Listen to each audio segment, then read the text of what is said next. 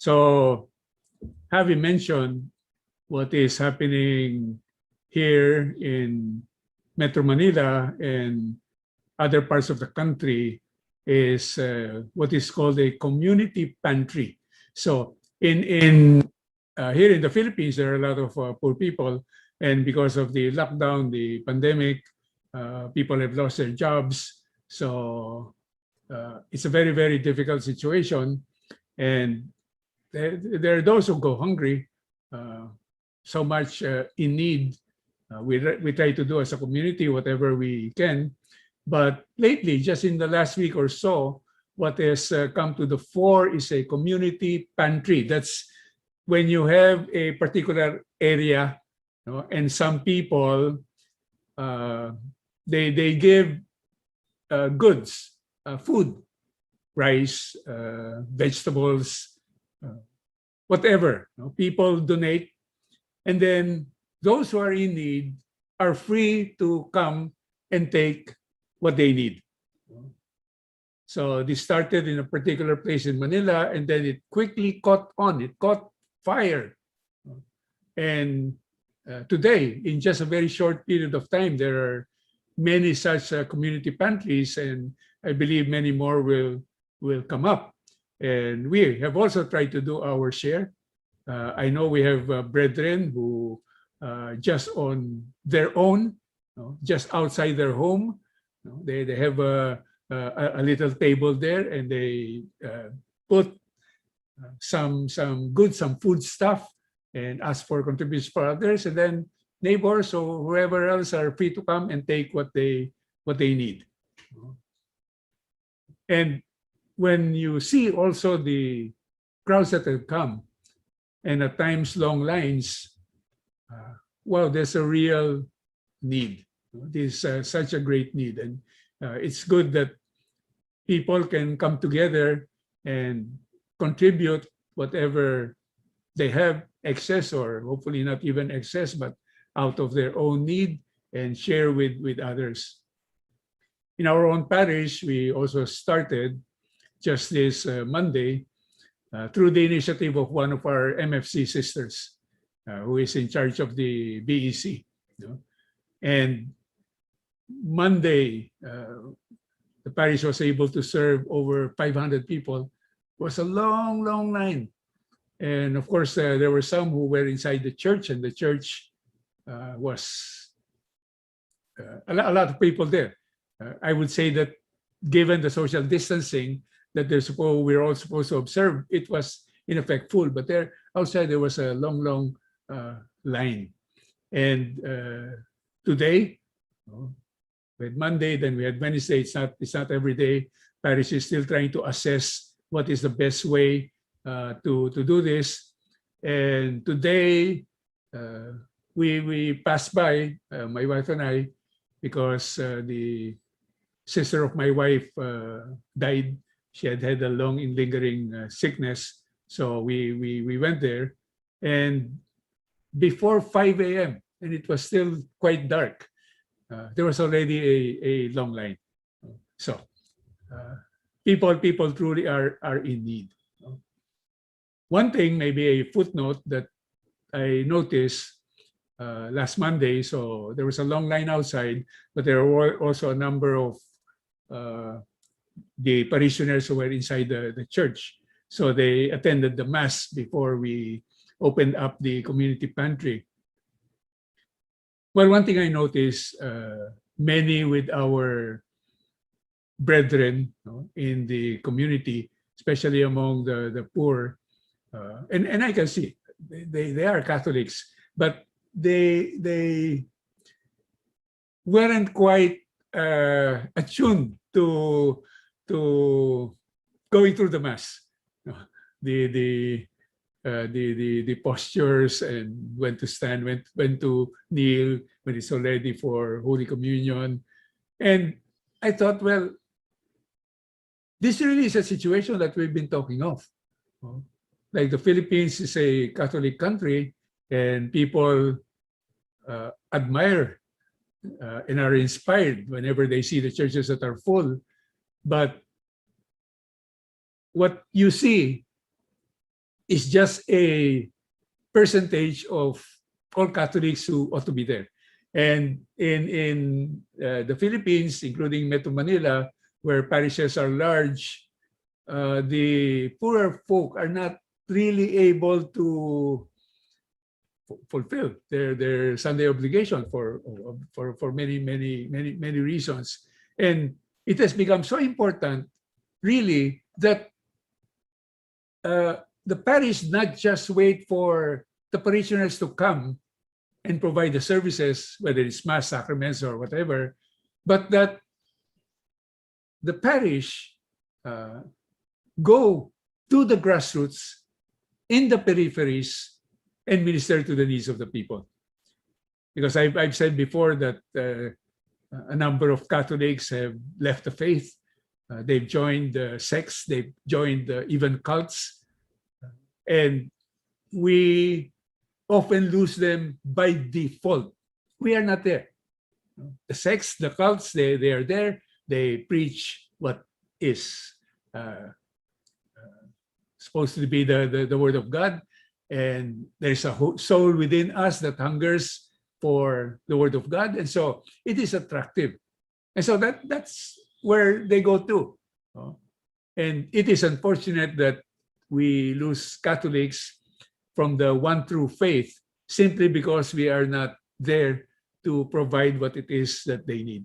And I was confirmed once again in my mind, in my heart, of the work of the Live Christ, Share Christ mission, because this is the intent, to empower the parishes so that they would actually build up the teams that can go down to the grassroots, to where people are, and bring the Lord and bring this new life to where they are and minister to their needs. And there really so much to be done. So we have had these community pantries. Now the bad news is there are some in government and even the military that have red tagged them, meaning to say, saying they're communist.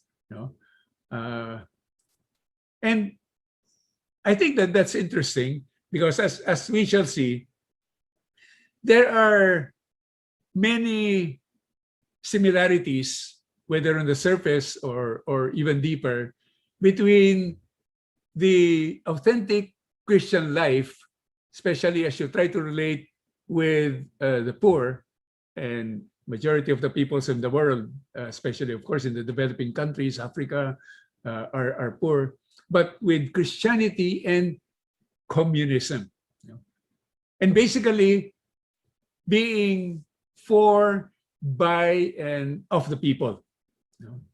Now, if that passage is familiar to you, it's because we use it in LCSC.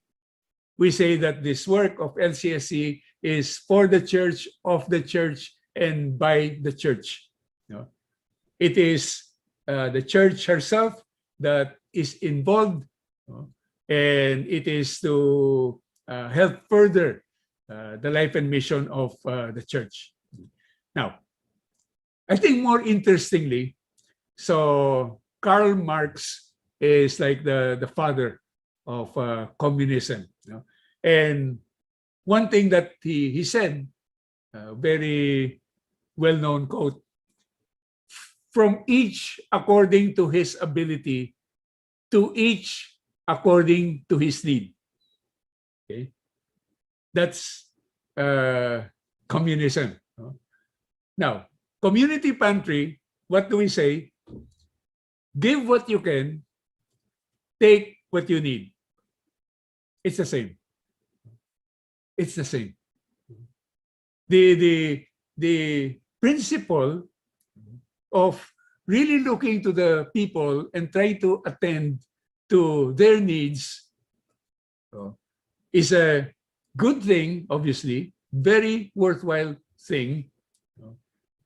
And communism mouths this, and Christianity also mouths this very same thing. But well, we'll see. We want to take a look at why there is a great difference in all of this.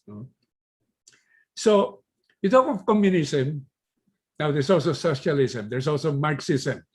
And these are three different things, but for our purposes and for many people, actually, they're very much related: communism, socialism, Marxism, and basically in opposition to capitalism. When you talk of the two major economic and political situations in the world, capitalism and communism or socialism. And the intent of socialism, and again, I'll be interchanging some of these words, it's against the exploitation of the worker class. So there's a concern for the poor, for the workers, and oftentimes they are oppressed. So obviously that is a very good thing. We need to be concerned about the plight of the poor, especially the poor working class. With communism, you also have, and again, if you look at, there's more of socialism throughout the world, different countries, and they have different styles of socialism. So there's no one size fits all for this. But oftentimes you look at the community or state ownership of the means of production. So capitalism is more of, okay, you do your thing, and if you're good at what you're doing, you can grow rich. But oftentimes it also leads to exploitation of those who cannot be as skilled, those people. So there's concern for the larger numbers of people, the working class. So the state assumes ownership of production, and it, in a way, it's like, you have sometimes these small Christian communities, or maybe not even Christian, like let's say the Mennonites, where they have a small physical community, it's a farming community, and they try to provide whatever it is that they need themselves, and they maintain their traditions. And Christian communities, there have been also some of those where they come together and they see, okay, what's in the world, it's not really so good, and we don't want to live that kind of life, so let's come together and live by ourselves and then feed ourselves, and that kind of thing. So there seems to be some good in that, but if you're not talking just of small pockets, it is not efficient. The world cannot be, even if it was all Christian, can it be divided into these different Christian communes, and each one doing their own thing, producing their own goods. At some point, you produce something and you're good at a particular product, that the land is suited for it, and you produce more than you need, and you're able to sell that to others, and they produce goods that you don't need to produce because you can buy for them, and the economic system develops from that. And of course, it can get very, very complex. Another thing about communism is normally, but we will see the exceptions as well, there is no private property, or there's very restricted private property. And there are many who don't think that's a good idea, but there are elements of Christian thought there. Because for the Christian, God owns everything, and you are just a steward. And of course, in capitalism, that goes overboard. No, I own this. I'm going to do whatever I want with this, and there's no thought about God providing for the needs of everyone else. But there is something there that basically can be quite good. But again, it's not practical. And ownership of private property that gives an incentive to people, and they want to own the land where their home that they own will be situated, and that kind of thing. The other aspect of communism, the intent is to eliminate social classes, because there's that disparity of the very rich and the very poor. the great majority are the very poor. So that's not a good thing. And in China once, they were all going around in what they called Mao suits. So they all look alike in that Mao Zedong suit. And when you talk about eliminating social classes and you're looking at the abuse that often is there, okay, again, that seems good. But it just is not realistic. And in all of this, always subject to abuse. Again, we will see. Now, there are no pure, when we talk of capitalism, communism, there aren't really what you might call pure economic or political systems. Usually, it's a combination. And you will see from country to country, whether they say they're a democratic capitalist country or they're a socialist country, there are many different elements of this. So the primary example of a communist country, as everyone would know, is China. But China has private businesses that actually thrive. So they are into capitalism. It's not the old idea of the state just controlling all the means of production and everyone else is just working class and the state will provide for whatever it is that their needs. But they see that there is a need for incentive to bring out the particular skills of people as well. So they have private businesses. They even have a number of billionaires. Can you imagine?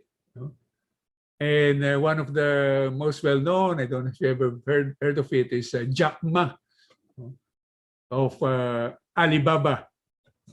It's the counterpart of like Amazon. So this is a billionaire in China.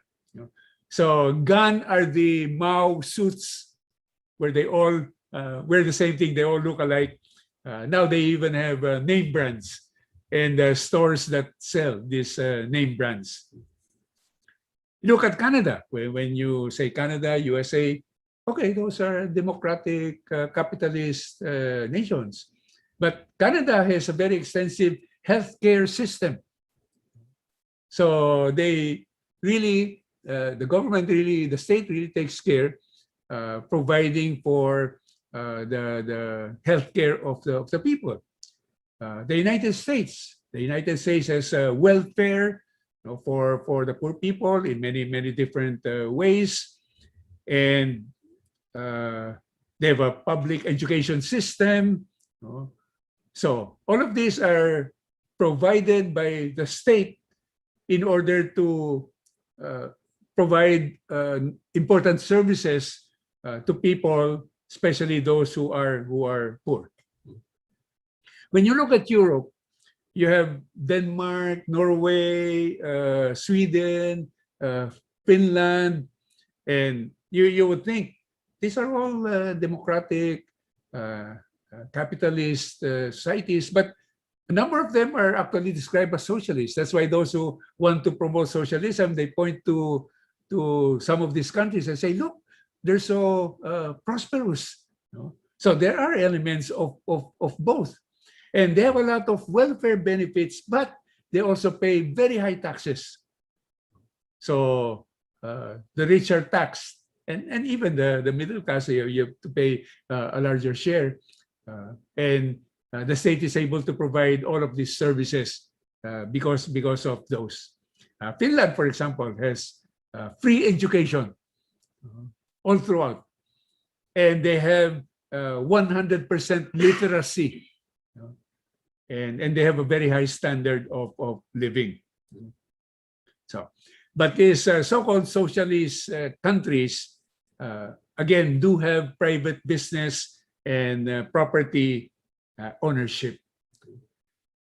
Now, when you talk of socialism and those who promote it, and these are the principles after the working class and for the little people and prevent abuse, but it can be very attractive. It can be, in fact, it is very appealing to the young because the young are idealistic and perhaps they're not yet really into the so-called real world, but they're very idealistic. And you hear about some of those principles. Yeah, that's a good thing. And they see that in their own countries that the rich are getting richer and quite greedy, and there's corruption in government. So they don't want that, and they're open to hearing, because there are actually valid issues. There's the gap between the rich and the poor. That is always a basic, fundamental, valid issue. There are those who are already rich but want to get so much more richer. And in fact, it seems that in the world today, that is actually what is happening. The rich are getting richer and the poor are getting poorer. There can be discrimination, whether it's racism or other forms of discrimination in society. But one particular problem, when you talk of communism, socialism, Marxism, it has the tendency, in fact, I think it always does, it becomes totalitarian. Because it's not the free interplay of people, let's say in a democracy, in a capitalist country, that people, they have their own interests, but with that free interplay, hopefully good things can come out of that. But here, the state wants to impose this kind of equality, sameness, and even with good intentions of providing for others. So there has to be power that is exercised. There has to be control. And who does the controlling? Well, there has to be a state bureaucracy. Someone has to be there. And oftentimes what happens is that state bureaucracy become the new elite. And things, then you see, are not equal after all. And there will still be many that are oppressed, that are down the line. Okay, but certain principles certainly seem the same with Christianity on the surface. In fact, I'll just take you very quickly. There was the French Revolution of 1789, where there's a revolution against the monarchy. It was overturned, and so that was a turning point in the French society. The French Revolution has provided the intellectual and social environment for socialism to flourish. And with the French Revolution, very well known, they had three basic principles: liberté, égalité, fraternité. And basically that means liberty, equality, fraternity. Now you just take those words, that's good. And actually they can be good, they should be good. They would be very, very Christian. So liberty, freedom, people ought to be free. But obviously, it cannot just be the freedom that, okay, you do your own thing. I want to go into your home and take whatever I want. No, that you shouldn't have the freedom to do that. In Christianity, liberty, freedom, the restraint is God's law. That is God's law. Thou shalt not steal. Thou shalt not kill. Thou shalt not covet your neighbor's goods. So the restraint is by God's law. With communism, there also needs to be restraint, but the restraint is by the state. And communism, of course, godless society. Socialism, they might have room for God. Those who are godless, those who are not. But the restraint on freedom is by the state. Now you take because these are also principles that have come in to our church in the form of what we call modernism. I've talked about this before. So with modernism, you take that wonderful principle of freedom, but it is abused. So they've taken it to mean freedom of choice. I choose what is right for me, what is good for me, and that is my freedom. But what is that led to? The sexual revolution. free of God's restraints in this whole area. So the sexual revolution and abortion, LGBT. So that's how people think of freedom. Those who will become modernists. I'm free to do this. So a very good principle has been used for something that is not good. Then you take equality. For the Christian, yes, we are all equal in worth and dignity because we are all creations of God. We are all supposed to be children of God. But of course, there are so those who, if they don't turn to a life in and with God, then they're like estranged. They're cut off from the family. But that's what equality is in Christianity. We're equal in worth and dignity. But for communism, equality would mean, again, all the same social status, all basically the same economic status.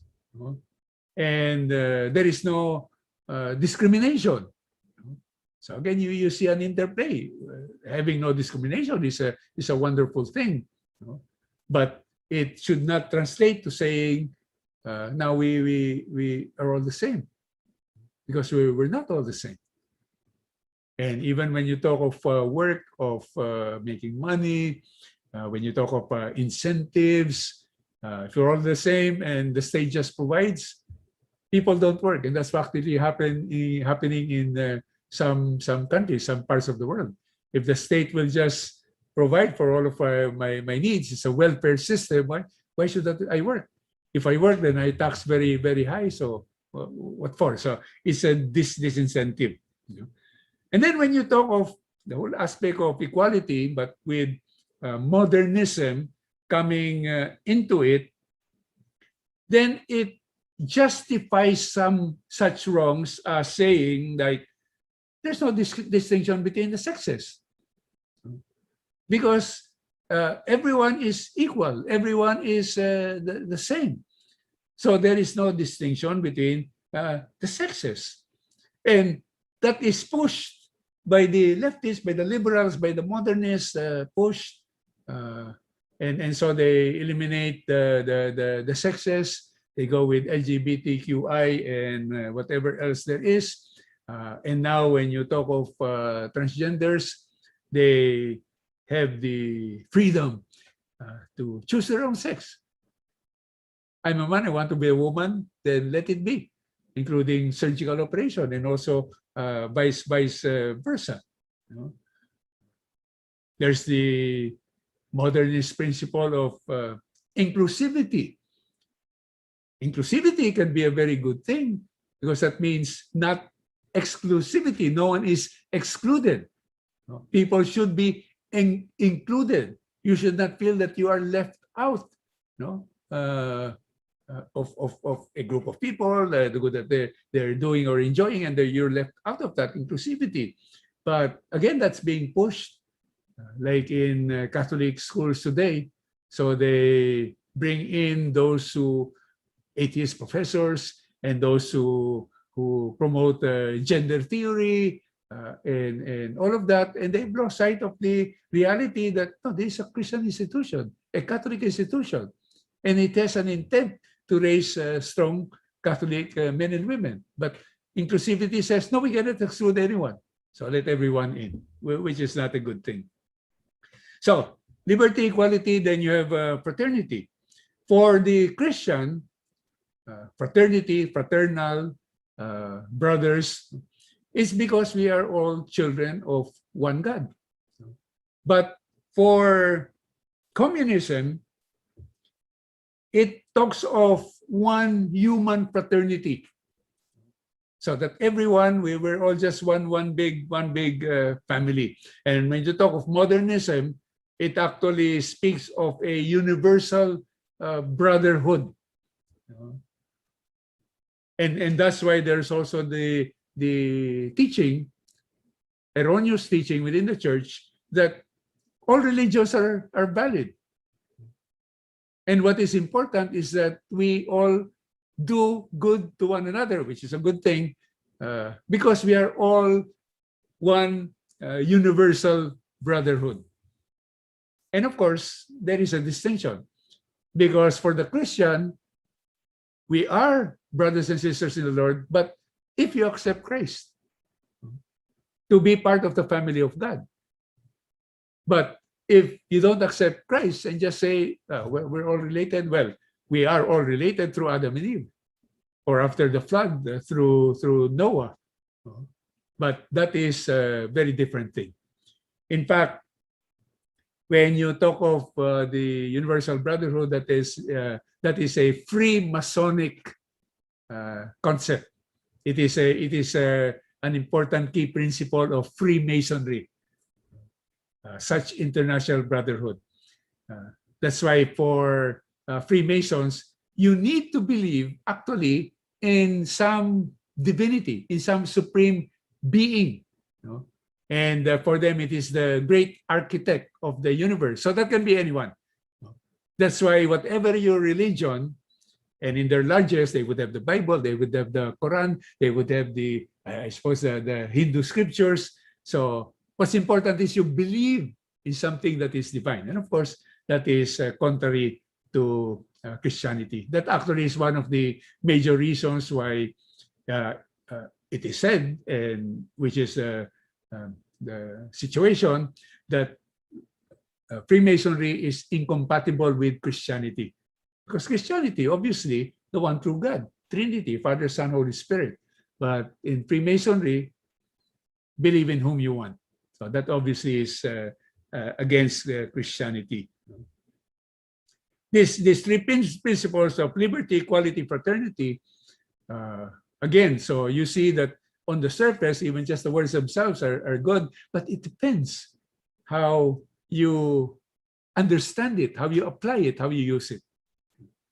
Pope Francis, in his writing Fratelli Tutti, has embraced these three principles, which again is a good thing. But what is crucial is, again, how you interpret and how you apply, that it doesn't become secular or modernist. So we can see that there is much in common between Christianity and socialism, communism, but can be very much abused when it's been misunderstood or used by people, manipulated by people for their own ends, which is not really for the interest. Obviously, for communism, God would not be there, but even for the good of the people, at times, that is not there. So, what are the basic issues of concern for Christians? Well, poverty is a very basic concern. And for the communists, the way to do that, you tax the rich, you give handouts to the poor. And with modernists today, there's talk of an international wage, that states, nations should somehow find a way to provide this basic wage to anyone and to everyone, including those who do not want to work. And that's no longer Christian. The Bible, Paul says that those who do not want to work should not eat and work. Good, honest labor is a very important Christian principle. And you cannot just tax the rich to help the poor. They have to pay their fair share of taxes. But if you tax them too much, then there's no more incentive for their hard work. If I'm going to work much harder, but the bulk of what I earn just goes to government, so some people that would be a disincentive. And if it affects the economy in the desire of people to work even more to improve their personal financial circumstances, then that also will be ultimately bad for the poor, for those who are really in need. So poverty. Injustice is an important issue. There's so much injustice in the world. And you look at socialism, communism, they often talk of social justice. Again, looking to the need of the working class who are oppressed, who are exploited. But oftentimes the way that they want to do it is to tear down the institutions, because the institutions of oppression, it might be the educational system, it might be the healthcare system, certainly the economic system, and then it might even be the spiritual, the religious institutions, you know, that they would say help sustain what is going on that is not in the interest of those who are poor. You know? And then that's why you also have for example, talking of social justice, immigration should be unrestricted.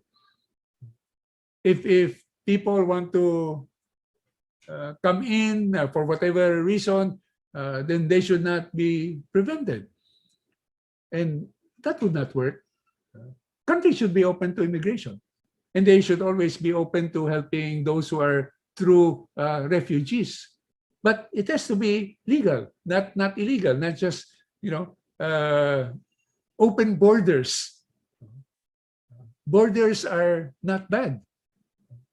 In many homes, they have their walls, they have their gates. The Vatican has its high walls, and these are just practical for privacy, for security. So there are those things. What else? One other issue would be the environment. And people are concerned about the environment. They always talk about climate change. Used to be called global warming. Now they say climate change, because the world was not, the climate was not warming. In some places it was getting colder. So better call it climate change. That way, if it gets hot, it gets cold, we're safe because climate is changing. So for the socialists, their proposal is, in the US, it's called the Green New Deal. So get rid of fossil fuels, coal-fired plants, and look to wind power or water power, you know, clean energy. But they also say that people should eat less meat, because if you eat meat, then you have to have a lot of cows, and they say that the fart of the cow is what contributes to the carbon dioxide levels that are in the world, that are around, and it does not.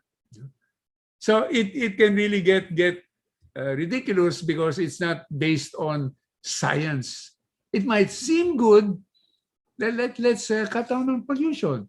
Let's take care of the environment. All of these things are good things, but how you to go about it, that's another matter.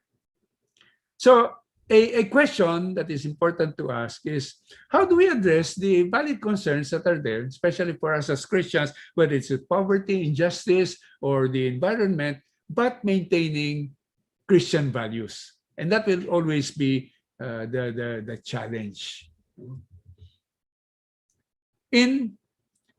However people look on these things, economic activity will always be important. It's actually what you would say moves the world. People work, and by working they produce, whether it's from the soil, agriculture, or industrial production, all the things that we have in your home, in the schools, are produced.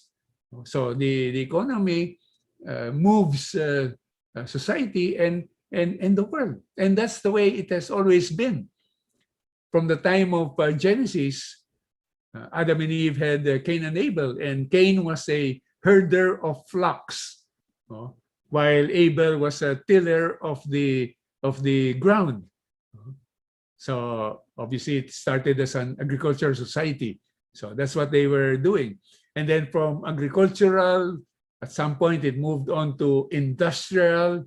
So the production of machinery, and then learning about mass production, when you had bigger markets that could be tapped.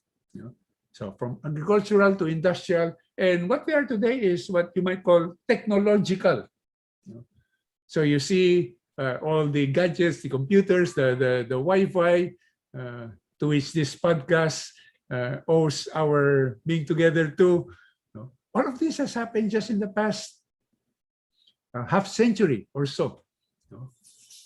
So that's where we are. And in this, when you talk of economic system, again, there are two basically different, or you might even say competing systems: capitalism and communism. The first, when you talk of capitalism, many people will say it's powered by greed. And the driving force is money. Now, greed obviously is bad. It's a work of the flesh. But it is also, I'm not saying that to say it's not evil. Greed in any instance is evil. But if it's a desire to better oneself, to earn a little bit more so you can purchase a little bit more, then that is what drives it. People want to have money. But when you look at all of these things, one thing that it also leads to corruption. Because people do want money, leads to corruption. Big businessmen will corrupt workers in government to get what they want. Whatever, the permit or the exclusive franchise. And there's so much corruption in so many countries in the world. And at the end of the day, it's the poor people who suffer through all of that. So there are those who say, okay, you talk of capitalism, it's powered by greed. But the second, communism, you invert it. It is greed for power. So it oftentimes, again, as I mentioned earlier, leads to totalitarianism, because there has to be total control over people's lives. It's not the free interplay of aspects of society. In a democracy, there's free interplay. There are rules, there are laws of government, but here it is much more controlled. It's not your freedom or what you like or your incentive. No, but this is the way that we do things so that everyone is equal. So at the end of the day, it leads to greed for power, control over people's lives. In both instances, godless. In the instance of unbridled capitalism, where greed predominates, well, obviously, God is not at the center of that. Even when Jesus says you cannot serve God and mammon, when you start serving mammon, then you cannot serve God. So that's a basic problem there.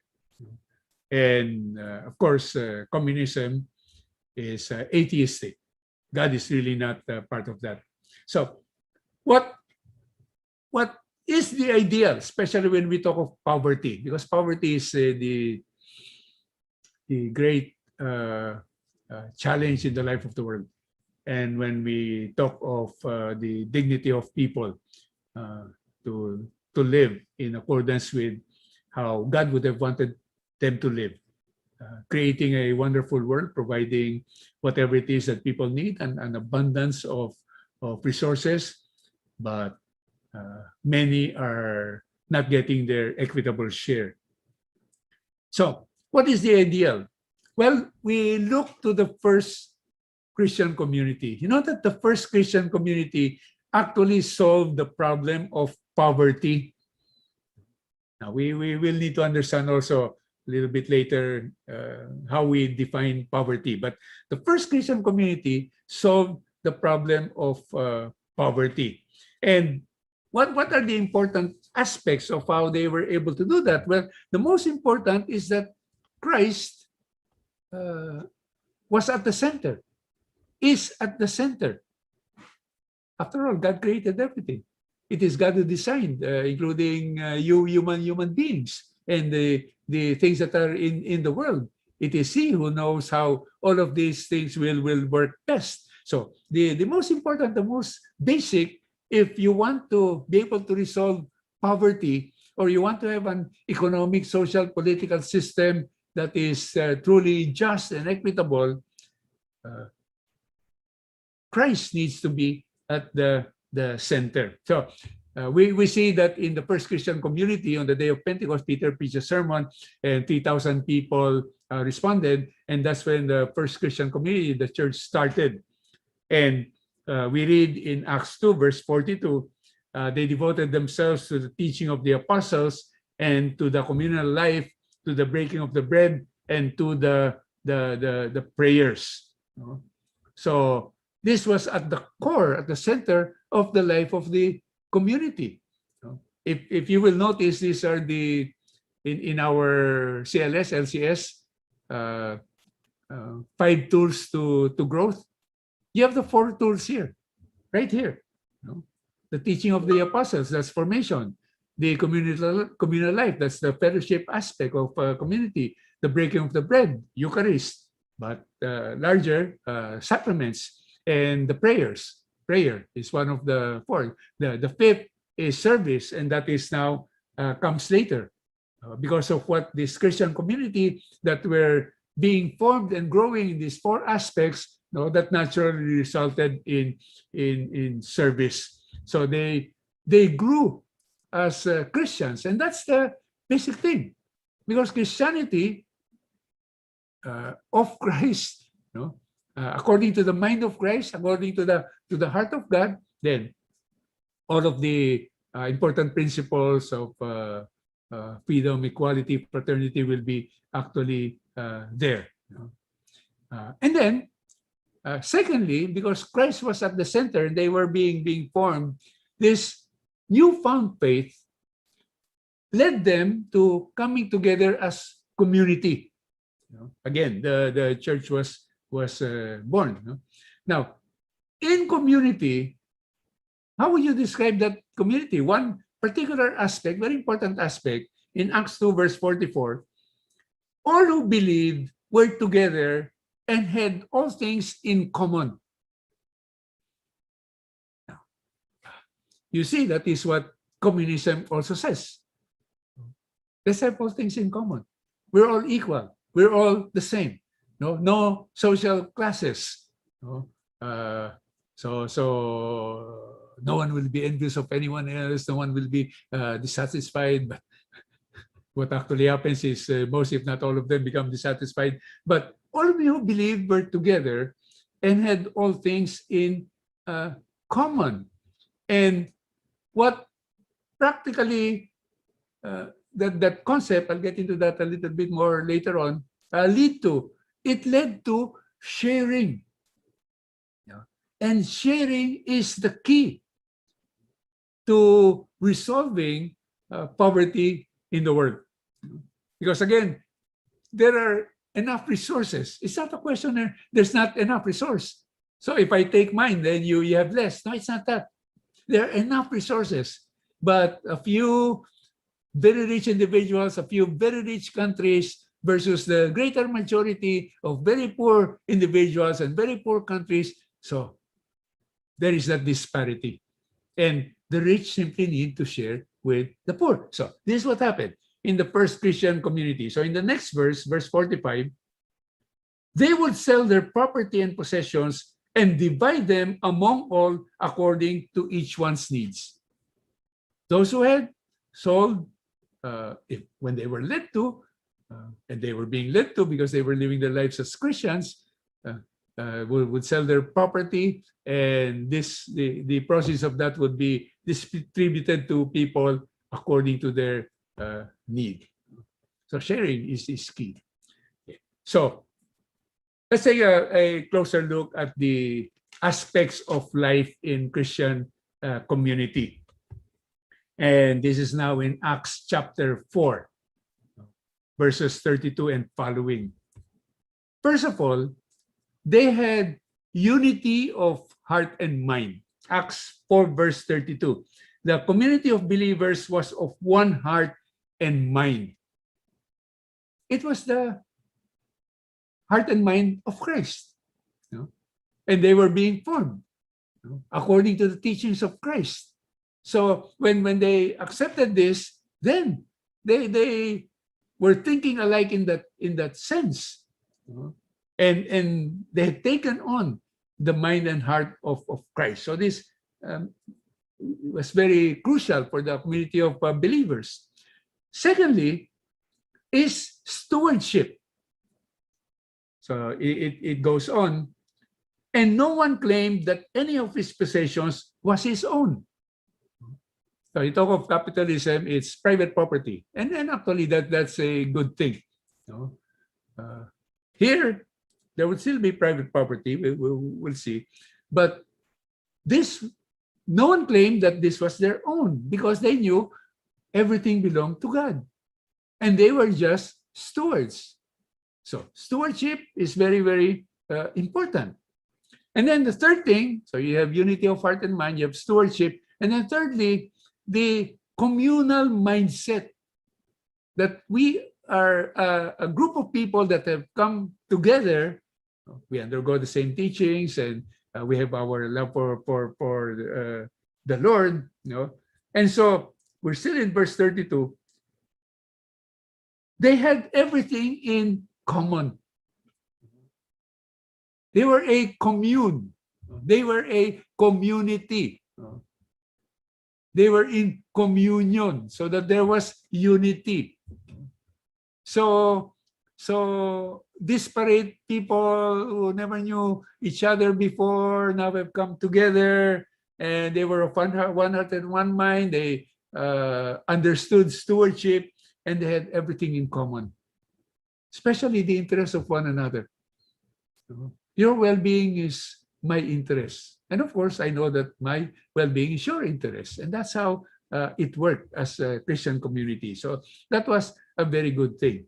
And the result of all of that, no one was in need.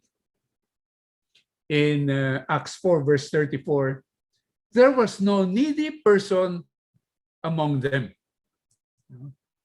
For those who owned property or houses would sell them, bring the proceeds of the sale, and put them at the feet of the apostles, and they were distributed to each according to need.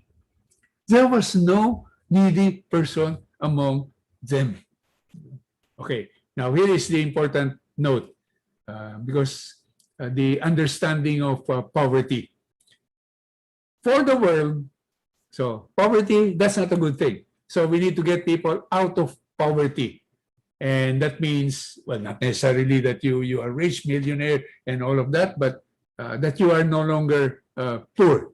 So that's the concept of the world.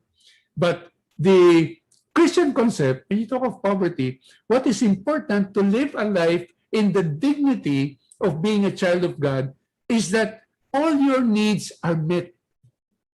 You have food on the table. You have shelter. You have clothes that you can wear. And today, you can send your children to education. You have a little bit for entertainment or recreation. So the basic needs are met. And if your basic needs are met, you might still,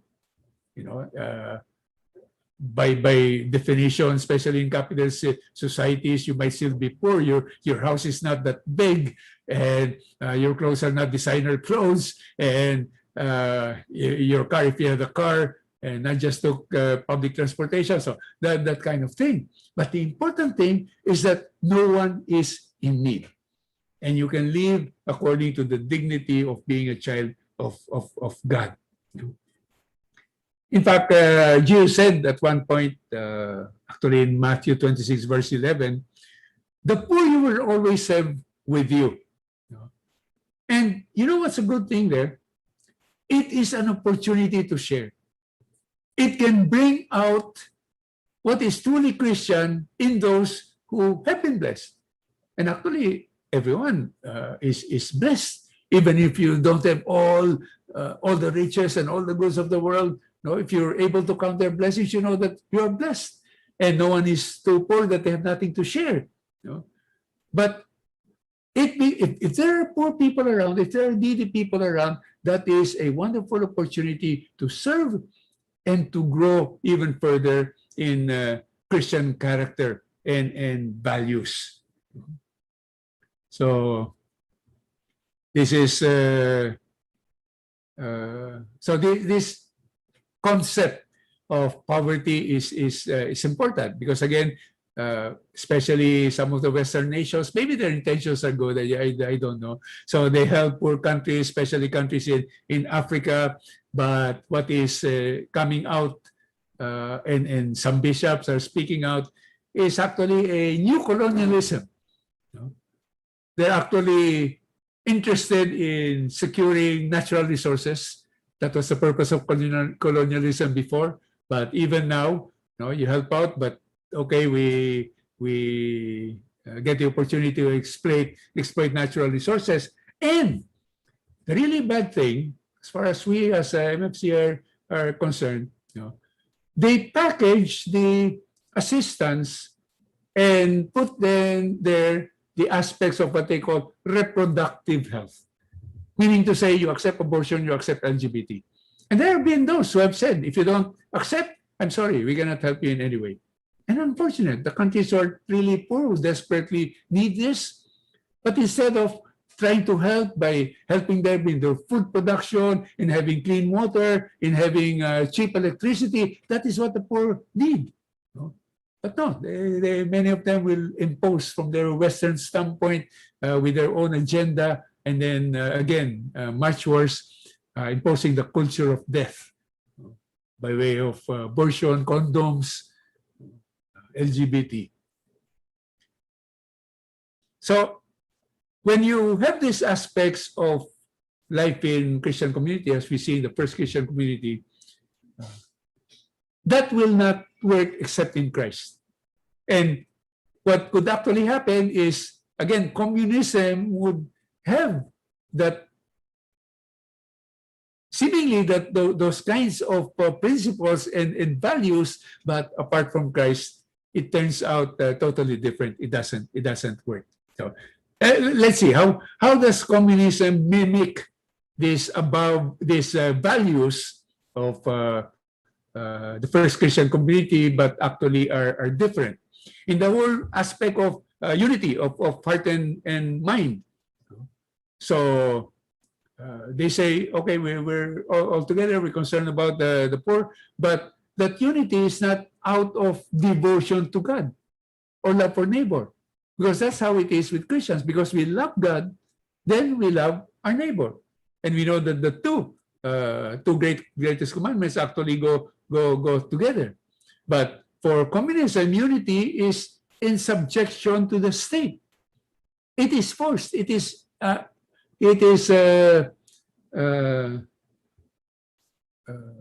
imposed on people, and you actually have no choice about it. When we talk of stewardship and possessions, so for the Christian, it's all about stewardship, but for communism, it is ownership by the state of the means of production and even the wealth of the nation. And it's the state that decides, okay, this is what the people will get. And again, because there are now no pure economic or political systems, and as we saw earlier, it can be a mixture of certain things. So like again, in China, they do have private businesses. They have aspect of capitalism, but because you have state imposition, an all-powerful state, then you toe the line. If you toe the line, okay, you can be able to do certain things and maybe even do good by yourself. But there's always the threat that the state will step in if you're getting out of line. And for the Christian community, talking about stewardship, where no one claimed anything as their own, but they actually still had ownership. So stewardship does not preclude private ownership. In fact, you see this in Acts 5. There was the case of Ananias and Sapphira, a couple. So they sold a piece of land and brought actually part of it to the apostles and made the offering. And Peter was asking, is this what you actually sold the property for? And they lied and they said, yes. And because of that lie, they dropped dead at the feet of Peter. You know? But see what Peter said to Ananias. He said, why has Satan filled your heart? So in Acts 5 verse 4, while it remained unsold, did it not remain yours? Private property. Okay. And when it was sold, was it not still under your control? So why did you contrive this deed? You have lied not to human beings, but to God. In fact, Ananias and Sapphira could have sold a piece of property and then say, okay, this portion is still ours, but this portion we are donating it. Nothing wrong with that. But I don't know, they said, yeah, this is the whole amount that we sold it for. So they lied, and Peter said, you have actually lied to God. Now, with the aspect of having everything in common, and again, for pure communism, that means no personal wealth, but because there's a mixture, and again, taking China, it's a hybrid, because they actually they learn from history also, and they see that pure communist or socialist does not work, and they see how capitalism can be an incentive for people, bring out the best in people, their talents, their abilities, and so they allowed, and they saw economic growth, but you still need to toe the line. I was talking of Jack Ma earlier. I don't know if actually you're familiar with him, but for a while recently disappeared from view. No one knew. He's a billionaire. The most well-known Chinese entrepreneur who was a billionaire suddenly disappeared from view. He was out for about a month or so. And then later on, he resurfaced, and his group, the Alibaba group, was fined by the Chinese government $2.8 billion. And it wasn't clear what that was all about. But, you live in a totalitarian state. You are allowed certain things because the state sees that this is good for their own purposes. But if somehow you get out of line, then you face the consequences of it. Then we saw for the Christian community that no one is in need. But with communism, often what happens is many end up being in need, because the pure communist or socialist system really does not work. You take as an example Venezuela in Latin America. Venezuela, because they discovered oil, it has I think the largest oil reserves in the world, even larger than like Saudi Arabia. They were one of the richest countries before. It's been said that they were 10 times richer than China was so many decades back. But now they are among the poorest. Of course, there are many factors that came into that, what happened to oil prices at some point, but socialism also had something to do with it. Policies of government that were leftist, were liberal, and ostensibly on the surface to try to take care of the people, but the country became a basket case as it is today. Truly tragic, truly unfortunate. When you're the richest country, one of the richest, and then you become one of the poorest. So what actually is the best socio-political or economic system or situation? Well, again, we are thinking as Christians, so a basic principle to us is God has dominion over all creation. That created everything, and everything belongs to to God. But we also know from the story of creation in Genesis 1, the very first chapter of Genesis, that God entrusted this to his human creatures. To Adam and Eve, God said, have dominion over the birds of the air and the fish of the sea and the things that crawl on the ground. So have dominion. I leave this to you. You take care of my creation. So it's entrusted to people. And when you look at the history of salvation, at some point, God raised a people, a slave people in Egypt, and made them his own people.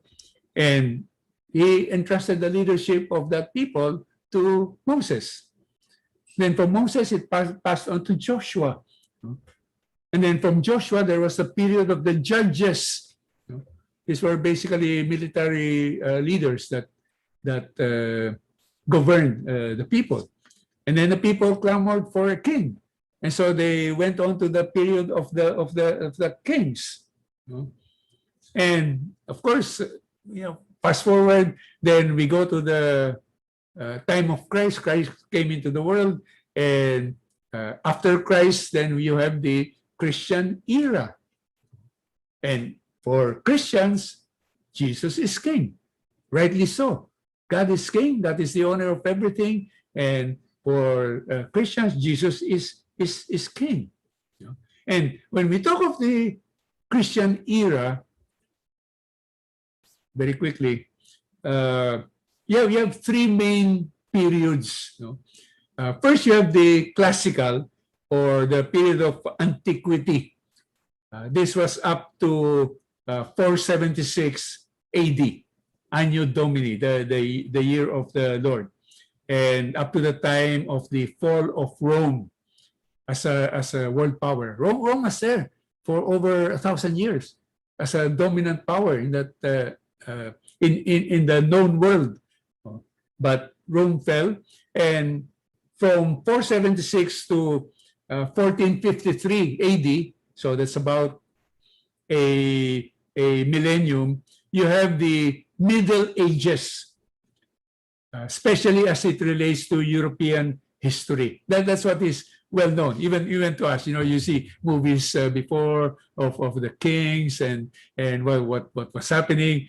We didn't really get to know about what was happening in China or what was happening in other parts of the world, because many societies and civilizations are also developing. But what is well known to us is what was happening in Europe. So the so-called Middle Ages, especially in relation to European history. And then from 1453 onwards, the modern.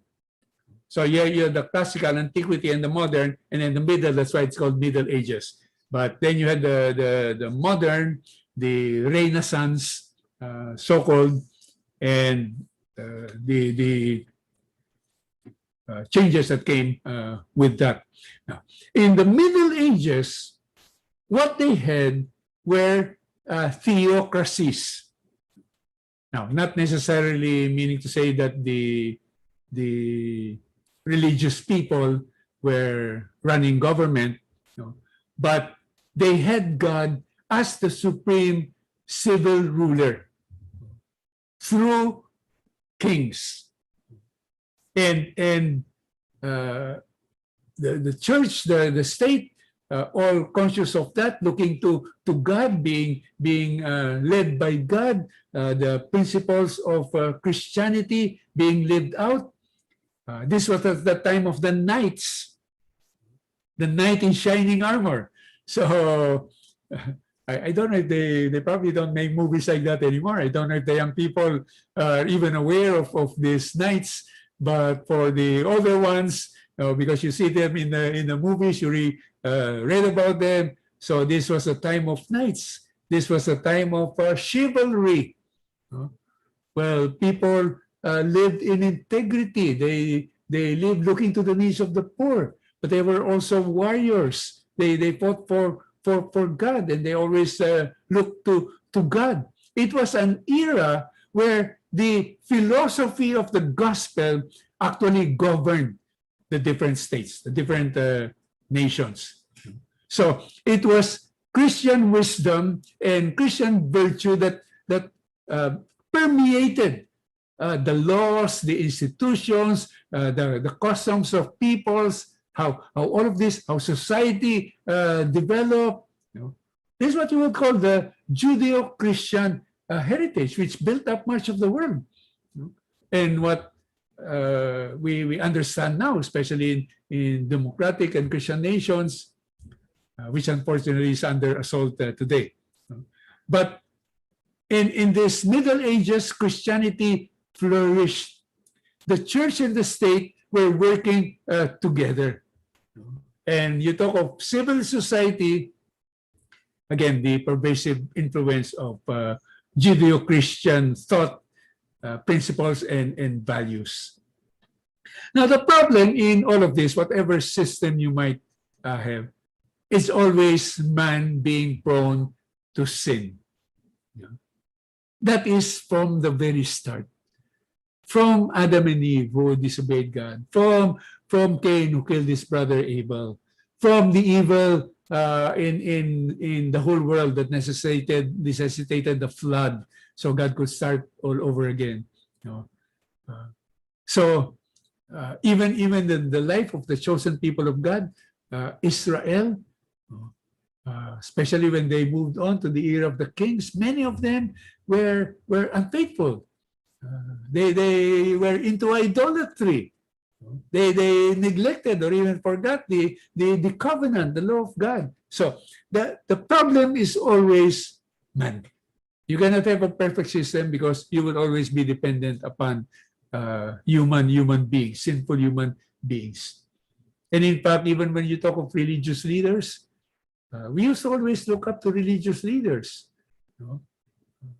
But unfortunately, a number of these religious leaders today in our church have betrayed God and betrayed the people of God. And it's shocking at times.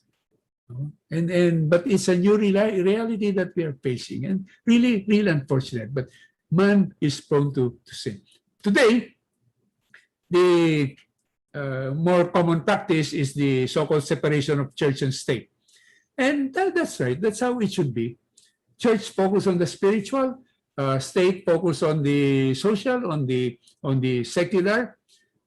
But people also must understand this separation of church and state, because what it really means is the state should not get into religion. It should not establish a state religion. It should not get into what is spiritual. But some people say, okay, you church, you don't say anything about the state. You don't comment about corruption and all that. Now, that's where the error lies. That's not what separation of state is all about.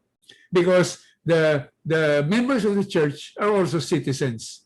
And they should speak out on civil matters. That's how a good functioning democracy is. They are citizens. It's to their interest, especially if there is corruption and things that are happening that are not in the interest of all.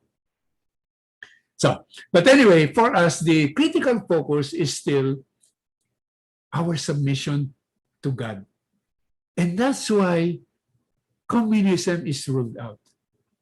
Because by its very nature, by its very definition, it is atheistic. God simply is not there. So you might have, I don't know if you ever met a good communist.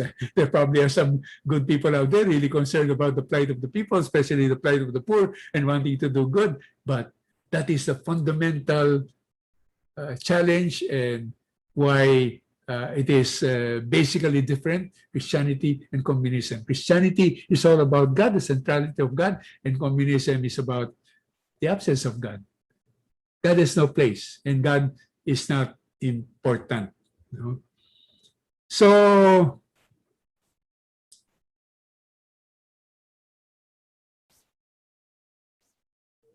what we focus on God, and what is important also for us is we look to life beyond this life. And unfortunately, this is being lost. Even within the church, some people are saying there is no hell. No? Or if you die and you're in sin, and they might talk about heaven, you can go to heaven, but if you cannot go to heaven, you just poof, disappear. And this is not reality. This is not Christian revelation. So for Christians, what is important is they know they're just passing through this life. It's a valley of tears, but their citizenship is in heaven, and they want to make it to the afterlife. Now, while here, as Christians, make a difference. You love God, you love your neighbor, and look especially to the needs of the poor. That's why in our own work with the poor, through the No One in Need movement, our motto is less for self, more for others, enough for all. Less for self is simplicity of lifestyle. Don't be extravagant. You're earning well, don't just spend it all on yourself. Some of these things you don't need. You don't need always to upgrade to the better things, but look to a simpler lifestyle, however that might be. And it's different definition for different people. And then more for others, you share resources. When you have a simpler lifestyle, then you're not spending as much, you're saving, but you don't just keep it in the bank. It is meant to be shared. You have something extra, then you look at people who are in need, then you share with them. And the result of this, if everyone thought of less for myself, more for others who are in need, then there will be enough for all. That's social justice. That is the basic definition. This is the Christian definition of social justice. That there is enough for all, that God intended. God intended the goods of this world for all. He created a wonderful universe, a wonderful world with all of the resources so that people, also his creation, might enjoy all of this. So the foundation for this to happen is spiritual renewal. And unfortunately, that is the challenge, as we well know. There are Christians in name, Catholics, but are not spiritually renewed. And they think much more in terms of the world and accept the values of the world than they do Judeo-Christian values. And that is unfortunate, but there needs to be spiritual renewal. And if you have spiritual renewal, stewardship comes in. And stewardship, again, is the key to releasing resources. When people come together and contribute whatever they can, then that's when other people will be helped. So back to the community pantry. It is so much like the first Christian community at work. So donate, give whatever you can to the community pantry. And then for those in need, you take what you need. But be mindful also of others who might be in need. So you don't hoard, you don't take so much. You still be in need, but hopefully that community pantry will be there still to assist. So believers, authentic Christian believers, need to be of one heart and mind. And that heart and mind is that of Christ. You need to know Christ so that you will live Christ. And when that happens, you will not turn away from the need of your neighbor. Because again, the two greatest commandments, you love God, you love your neighbor as you love yourself. How do you love yourself? Well, I want to be happy, I want to eat well, not necessarily extravagantly. I want to have some of the things that make life a little bit better. So you love your neighbors, you love yourself. So you also think in that way. Now, you don't have to provide for all the needs, but if people are thinking in this way, then there will be always those with more than enough that can help those with need. Stewardship is crucial. We don't claim our possessions as our own. And we always say, this belongs to God. God, how do you want me to make use of what you have entrusted to me? And people don't just say, no, I work hard for this. My salary is what I earned. I went into business. I worked hard, so I earned this. Yes, but all of that came from God. Your mind, the opportunities that you have. And that is an important Christian principle. And if we do believe that we are stewards, then we also have the responsibility to help contribute in some way so that we help fill the need. Now, being a steward does not mean you just give to anyone. Because a steward is someone who takes responsibility for what belongs to the master. Okay, so it doesn't mean to say, okay, you're a steward and anyone and everyone who comes to you, I need this, I need money, I need this and that. So you just give. You might quickly run out of what you are steward of. So if this belongs to God, how does God want me to make use of what I am a steward for? So that also has to come into the picture. That's why at times you might say, well, okay, here's a person who is in need, but it's questionable whether give that person a little bit of money will be used to good or just for liquor or drugs or whatever. No? So you're a steward. You cannot even be a collaborator in what could be evil. So you also discern. But what it also just means is we don't just enjoy for ourselves what we call our own, because it's not our own, it really belongs to God. So the very challenging aspect of poverty and the ideal is that no one is in need. Not that no one is poor. You can still be poor, but you are not in need. Unfortunately, many of those who are poor are also in need. But if they can be helped with the basic needs and hopefully a little bit more than the basic needs, then that is what is important. And again, a wrong goal in the world might be to eradicate poverty. You said the poor you will always have with you. And it's not eradicate poverty. That should be the goal. The goal should be do justice. And when you act justly with all the right Christian principles, then poverty will be addressed. And people will have what they need to live a life of dignity. And that's why also the culture of death that we often have been speaking about can never be acceptable. That you promote abortion, contraception, divorce, euthanasia, homosexual relationships. That does not fulfill the justice of God. It's not what God intends. And those are actually great evils that are in the world. So, community pantry that has caught fire, which is a good thing in this country, and maybe I don't know the intent of those who red tagged, who declared these community pantries to be communist work or inspired. Maybe it's that they could not distinguish between community pantry and communist party. Sounds alike, doesn't it? Community pantry and communist party. And if you take the word community and communist, it all has the same letters except for one letter.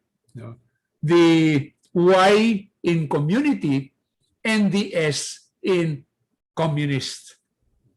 And I'd like to end with this. The Y in community stands for Yeshua or Yahweh, Jesus or God. It's very, very Christian. And the S in communist stands for Satan. Totally contrary to the works and values of God. So you see, we started saying there are many things that can be similar.